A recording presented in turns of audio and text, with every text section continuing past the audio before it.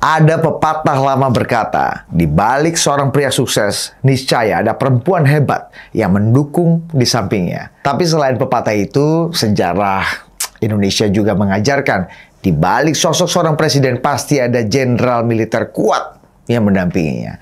Namun jika Anda anggap saat ini para jenderal pendamping presiden itu akur, kemudian bergandengan tangan satu sama lain untuk membantu sang presiden, bukan berarti di masa lalu mereka itu tidak pernah berseteru. Nah, di episode Ngomong Sendiri kali ini, saya akan cerita tentang gesekan para jenderal loyalis presiden.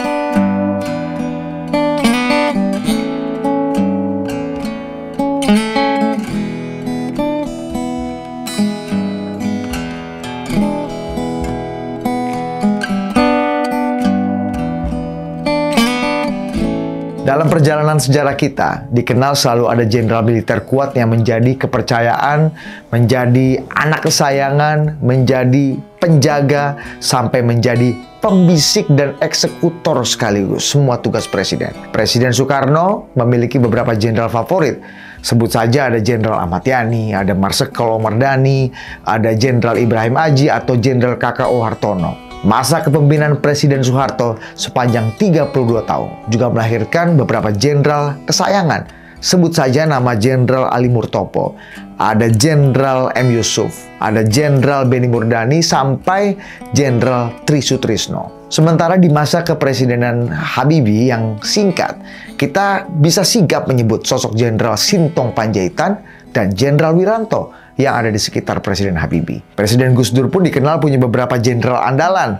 Sebut saja nama Jenderal Agus Wirahadikusumo dan juga Jenderal Saurip Kadi. Sampai, jangan lupa ada Jenderal Luhut Panjaitan di sana. Presiden Megawati Soekarno Putri dikenal sangat percaya pada beberapa jenderal seperti Jenderal Hendro Priyono, Jenderal Agung Gumelar, atau Jenderal Theo Syafiei. Presiden SBY punya Marsikal Djoko Suyanto, punya Jenderal Sudi Silalahi, ataupun Jenderal Sutanto. Dan sebagai seorang sipil, saat ini paling tidak nih, ada dua orang Jenderal Kopassus yang berada di sekeliling Presiden Jokowi, yakni Jenderal Luhut Panjaitan dan Jenderal Prabowo Subianto. Mereka berdua ini dikenal sebagai jenderal pasukan khusus dengan kualifikasi yang terbaik, andal di medan tempur, berpengalaman memimpin kesatuan, punya networking nasional dan internasional yang mumpuni, dan jagoan kalau bicara mengenai eksekusi. Saat ini, kedua jenderal itu menduduki dua jabatan penting di kabinet, yakni Menko Maritim dan Investasi, serta Menteri Pertahanan. Mereka berdua pun kini bahu-membahu tentunya ya, membantu Presiden Jokowi menunaikan visi dan janji kampanyenya.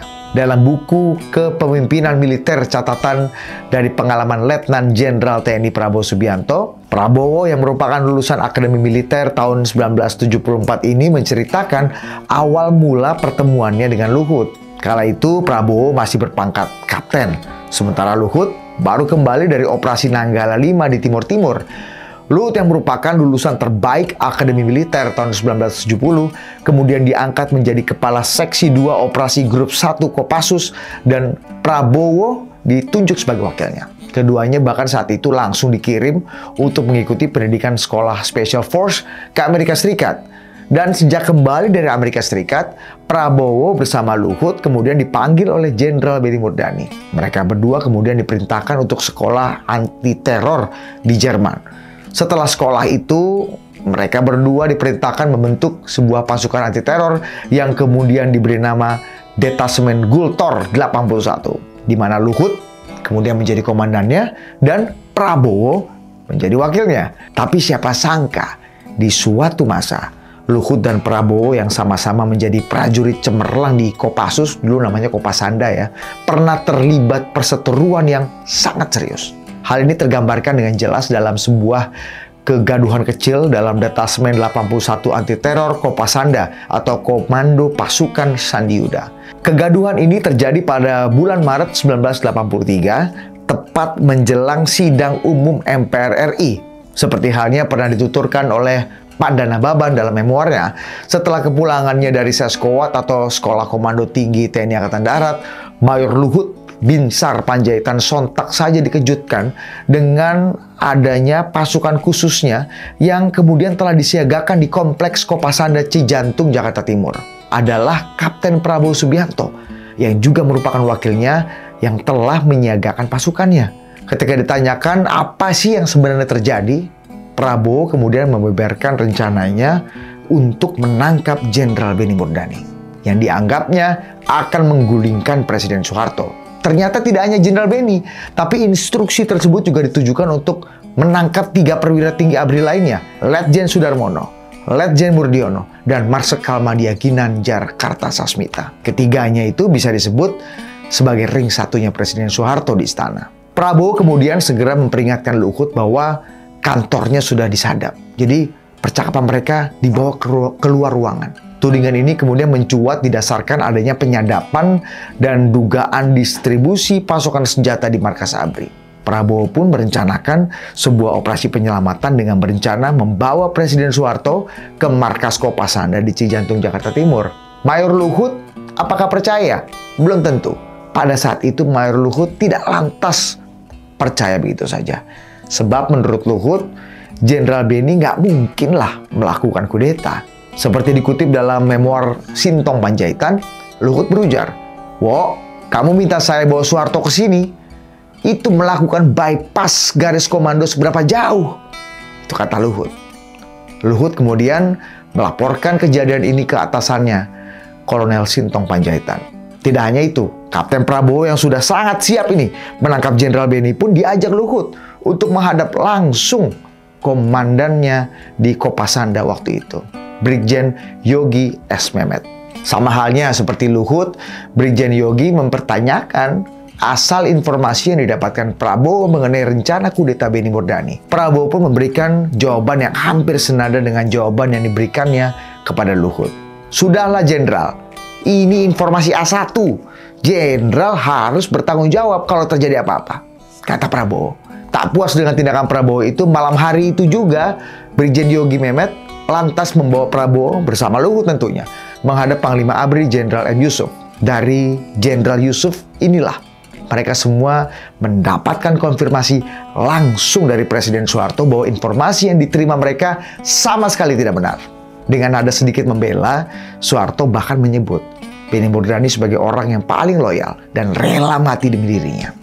Seperti yang nanti akan diketahui bahwa sebenarnya aliran senjata itu memang benar adanya, bahwa ada memang aliran senjata. Tapi senjata tersebut merupakan bantuan untuk Pakistan yang selanjutnya akan disalurkan kepada milisi Mujahidin Taliban di Afghanistan. Atas izin Soeharto sendiri, dimulailah sebuah operasi rahasia yang dikenal dengan Operasi Babut Mabur yang dipimpin langsung oleh Letjen Benny Murdani. Untuk menyanggupi permintaan milisi Afghanistan dan intelijen Pakistan, Indonesia kemudian mengirimkan berbagai pasokan logistik, obat-obatan, dan juga persenjataan.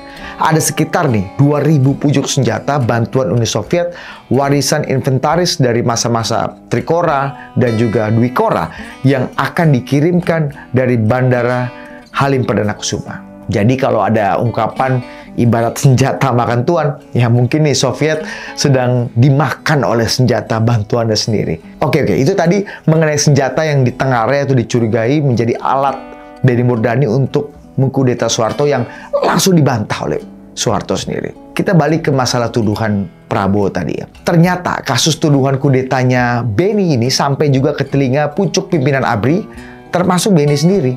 Kendati sudah jelas bahwa tuduhannya tidak terbukti, Panglima ABRI Jenderal M. Yusuf justru menginginkan kasus ini diselesaikan secara internal saja. Entah ya, mungkin karena pimpinan ABRI waktu itu terlalu segan dengan sosok Prabowo dan berpikir bahwa Soeharto akan turun tangan nih, membela mantunya sendiri. Kuatnya posisi Prabowo itu sejalan dengan pendapat sejarawan Asfi Warman Adam. Dalam bukunya sendiri, Menguak Misteri Sejarah, Asfi berpendapat bahwa posisi tawar Prabowo saat itu berkaitan erat dengan latar belakang dan relasinya yang sangat kuat. Sudah ayahnya sendiri ya, seorang tokoh nasional, seorang ekonom terdepan pendukung Orde Baru, yakni Sumitro Joyo Hadikusumo. Kemudian Prabowo juga jadi mantunya Soeharto pula. Tentunya hal ini membuat rasa percaya diri Prabowo sangat tinggi sekaligus penuh curiga dengan orang-orang di sekitar Soeharto. Kendati begitu, Prabowo dinilai cukup tertekan juga karena kasus tuduhan itu. Dia bahkan ditengarai sempat diberikan cuti selama 2 minggu. Terlebih lagi Prabowo juga kemudian akhirnya dipindahkan dari tempat awalnya di Kopasanda atau di Kopassus menjadi Kepala Staf Kodim. Pemberian jabatan quote-unquote buangan ini yang kemudian menimbulkan kebencian dan rasa tidak berdaya Prabowo terhadap kuatnya pengaruh Benny Murdani. Tapi ya oke lah, meskipun ujung-ujungnya hanya membuat kesal rekan-rekan perwiranya, apa yang dilakukan Prabowo nggak sepenuhnya juga salah Prabowo. Toh, tindakan Prabowo yang ingin buru-buru menangkap Benny sejatinya hanya untuk bertujuan menyenangkan Soeharto juga. Mungkin sewaktu itu Prabowo juga berdalih, asal Bapak senang. Bukan asal Bapak senang, asal mertua senang. Seperti halnya bagi Salim Said ya. Sebagaimana dituturkan dalam memoarnya dari Gestapo ke Reformasi, menyatakan bahwa Prabowo memang tampaknya melihat dirinya sebagai saingan dari Benny Murdani dalam berhubungan dekat dengan Soeharto. Ketegangan antara dua perwira berlatar belakang Kopassus ini terjadi dalam waktu yang cukup lama. Masing-masing kemudian membina para pengikutnya, bahkan demi menjaga loyalitas pengikutnya, mereka berdua rajin memberikan hadiah kepada para pengikutnya. Kemudian kita nanti akan mengenal ya ada istilah ABRI merah dan ABRI hijau. Ya, ini kurang lebih manifestasi dari pertarungan antara dua poros Benny dan mungkin poros Prabowo. Walaupun dengan alasan lain seketika Benny disingkirkan pula oleh Soeharto sendiri. Sekilas yang kelihatannya menjadi pemenang tentu saja Prabowo. Tapi nyatanya beberapa waktu kemudian Prabowo pun turut tersingkir juga dari karir militernya, dan yang lebih tragis, hubungan Prabowo dengan keluarga Soeharto juga sempat memburuk di masa-masa kejatuhan Soeharto dari kursi presiden. Ya, inilah sekelumit cerita bagaimana orang-orang di sekeliling Soeharto berlomba bermanuver untuk memberi yang terbaik bagi sang majikan. Lagi-lagi seperti biasanya saja, sekuat apapun pengaruh loyalis Soeharto yang menjadi pemenang sesungguhnya, ya tentulah Soeharto juga. Karena dialah pusat tata surya di mana planet-planet kecil akan mengelilinginya dan terkadang bertabrakan satu sama lain untuk bisa tetap berada di sebuah garis orbit. Itulah cerita dua orang di zaman Harto yang kini masih berkuasa di zaman Jokowi. Sampai jumpa.